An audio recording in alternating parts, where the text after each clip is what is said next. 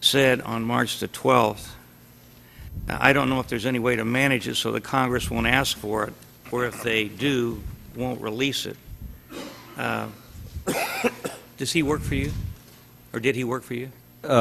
Yes, he did. Does your legal counsel have the authority to make comments and decisions without your knowledge? Of course. But regarding something of this import? Well,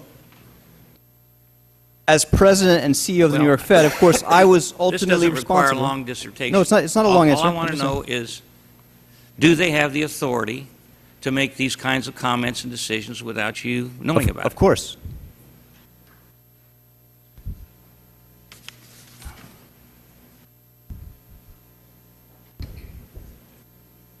On, what's the date on this? On November the 11th, when you were still at the Fed, an internal memo said, as a matter of course, we do not want to disclose that the concession is at par unless absolutely necessary. Are you familiar with that memo? Not with that email. As I said, I was not involved in decisions about what to disclose about the individual transactions or the names of counterparties. But I have enormous trust and confidence in the integrity of judgment of people who were. And then on March the 15th, after that, we had up on the board there a few minutes ago the email to Mr. Dudley. It says, where are you on the counterparty disclosure issue? And Dudley responded, my understanding is that it is in train and could come out as early as today.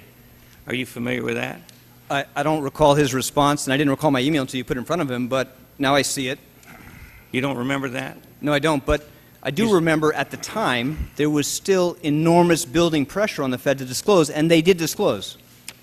But you still maintain that you weren't involved in any of this? Yes, absolutely. Were you aware that all of these organizations around the world, Societe Generale, Goldman Sachs, Merrill Lynch, Deutsche Bank, UBS, were all getting 100 cents on the dollar? Absolutely. You were aware of all that?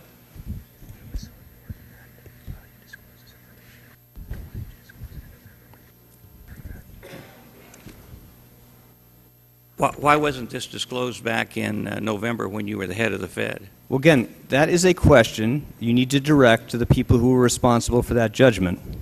Well, you were the head of the Fed. I was the head of the Federal Reserve Bank in New York until I was confirmed by the Senate for this job. Why wouldn't this have been disclosed by you back then? Well, I mean, you're saying that, what was this, a group that made the decision? I don't know how to say it any differently, but when the President announced his intention to nominate me, I withdrew appropriately from a whole range of policy decisions of the Federal Reserve Bank of New York, in part to protect the Fed, in part so I could do my job of helping the President prepare for how to fix the mess we inherited. Now, because of that, I was not involved in those decisions, but I want to say the people who made those decisions did so. This happened on November the 11th before you withdrew. What happened on November 11th? This knowledge. Oh, Mr. Chairman, as I said in my testimony, I was. Why wasn't it disclosed back then? Well, we didn't face that choice then. I was directly involved in the judgments that we collectively made. You didn't face the choice back then? No, we didn't.